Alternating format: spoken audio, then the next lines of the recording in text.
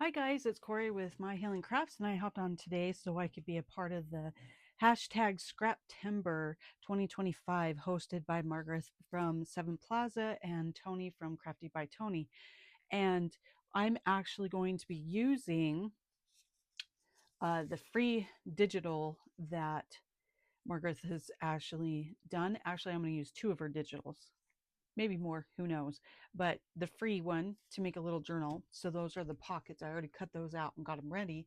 And then I was thinking in the midst of this that I also want to use some of these, the newest freebie that she gave, and to add into the journal.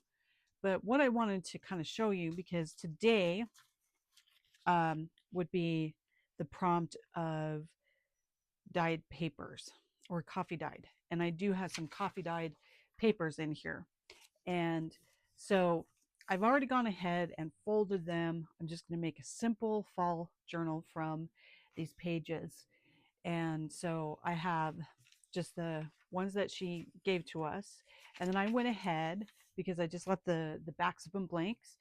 I went with my inks and I inked up to tone them down from being so white, and to kind of, oh, I guess that's upside down, but to kind of grunge them up as well. And then I have some of my, this has got to be one of my favorites, and I made sure they were all the same size, but it's the pink butcher block paper that I tore down to size. And here's coffee splattered paper that I have in here. So that's what I'm saying, coffee dyed. That's some more coffee dyed papers that I have. And then this one might be the beet dyed papers, but because of the colors that they go with the digital, I thought it would be really cool to be able to use it more coffee dyed. And then here comes in some of the scraps. It's packaging paper that I'm also including into it. This is like the heaviest one that I have.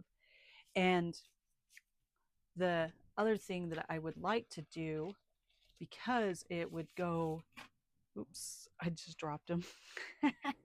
um, I would like to bring in some of the, possibly some of these dyed envelopes with coffee that I did a while back. And we're going to see if I can use those as like flip outs. So what I wanted to do today, because the video won't be extremely long because I am still trying to figure out this journal, I wanted to at least start off with putting the signature together. It's just one signature that I'm doing. So I just have to decide how I'm laying out my pages. So if I start, because I really like this at the beginning, I'm going to start with this one and then just kind of work in my pages of what I would like. And so I'm just going to go ahead and put in a few different pages. And as you can see, some of them are smaller and some of them are bigger. And again, that's okay with me. I just wanted to give variety to what I'm trying to do in this journal. So, and isn't that beautiful? I just love it. Although it makes the texture on here really weird, but I really like it. I think it's really, really pretty. And then we'll put in this one. And again, we're just randomly putting in pages. So it doesn't have to be a certain order or whatever. It can just be whatever your delight may be in this. And I think I'm going to actually have the heavier paper as my very last paper, so it would actually help for when I go to sew them in together. And I know there's a lot of blanks, but I want to use some of these blanks to actually make some cool spaces for journaling and all of that. Or even for the flip outs, to add in extra bits to it, so that it just is, it's just going to be really awesome if you ask me. And this is just a good way to be able to start a simple journal if you're not used to doing intricate journals. And I So that's what I'm going to do as my signature. So that since it's all together, and I will have to decide later what I'm going to do for the cover, because I think that's just going to be coming along later and all of that. I so I printed this all on regular paper, just like these pockets I printed on regular paper, and then I just took some packaging and I just put it on the back to kind of make them a little bit sturdier for when I do go to put these in the journals as pockets. So that's exciting, and that's again where it's going to be where I'm going to have to decide how big of a journal I'm going to do. So here's kind of another inspiration. I found this fabric at the dollar store, and I thought, oh, that would be perfect to put with this cute fall um, pumpkins with it. Um, and then I have like this cute stencil here that I've had in my stash. I'm thinking about, oh, that is one thing I wanted to do. See this butterfly. I actually want to fold it in on itself. I'm glad that I came across it, because this is one thing that I was like, I'm going to definitely do this. I want to fold it, well, fold it in half as best as I possibly can. It's a little hard with the body, but I want to be able to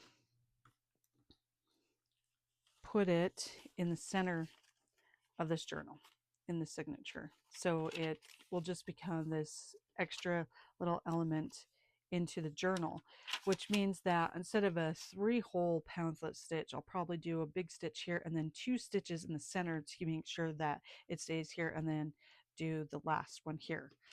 But I really wanted to do the butterfly in it because I thought, oh, that would look really cool if it's just something that just pops from the center. And then going back to some of the other finds, so I have these, I think these are just, it's almost like, I've had them for so many years. It's kind of like, why can't I think of the name? Almost like, not tracing paper, but um, I can't even think of the word. Anyways, they're really thin. Sorry, my words are not coming to me. And I really thought these would be cool if I incorporated them. I don't know if I will, but I really like them. Tissue paper. That's the word. Glad it finally came. So I've had those forever. That is a possibility. I even have these scrap pieces from package of this Crafter Square adhesive cork sheet that I may use to make some cutouts or whatever to bring in an extra element to it. Unsure if I'm going to do that or not, but I'm just showing you just some ideas that I just came across, like this little bag here that I made out of just packaging paper, and I could use that in there. I've had these for a long time, and these actually go, they already had, they're for invitations or whatever, and they've already punched holes, but I could still use it in here because look how pretty, and it actually goes with all the colors that are along in this kit. So I thought maybe I could use something like that because it's on a homemade paper. That's really cool. So there's that idea. There was also, I've had these from the dollar store as well, which, like Hello Autumn, Give Thanks, Farm Fresh. And I thought like these would be really cool to be on the front of the journal. So if I like either paint them, or I was thinking about staining them, would be really cool as almost a book plate to put on the front of the journal when I'm finished. So that might actually happen, putting one of these on the front of a journal.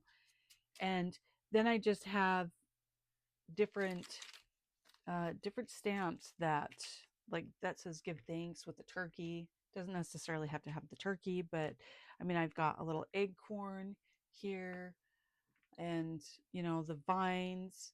I've got my cute pumpkins, so I could have my pumpkin patch because I love pumpkins and all of that. So, I mean, there's lots of different ideas to be able to start this journal, and I'm going to keep coming on and kind of showing you what I'm going to be working on, and then do some of the stuff also on camera, because I even have, because I mean, there's so much that it would take a lot of time, and I don't want to do that to you guys, and I don't have the time today to be able to do that anyhow. But I have like all of these. I've been taking my scraps, which is awesome, and actually doing some die cuts so that I can put them in my journals as well. And see, I even have the whole reinforcers, which that excites me. The cute little, and it goes so well with it. Cute little leaves right there to be able to put into it. So, and then there's a Daiso that opened up by us, and I found this pack of little coin envelopes. And I was thinking that would be also another perfect one to be able to put in there if I wanted to have like a flip up or something like that.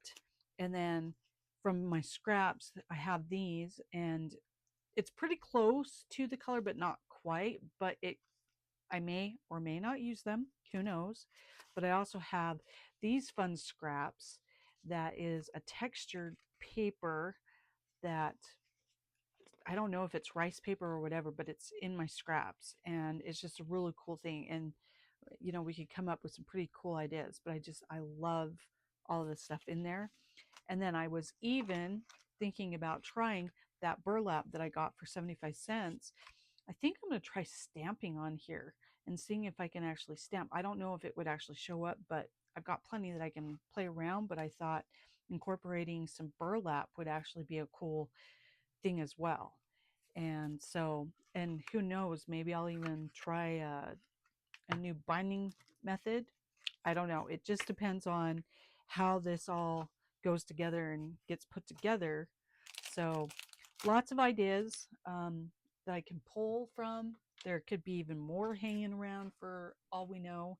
But I just thought this is a good start where I now have the signature laid out of where I want to start.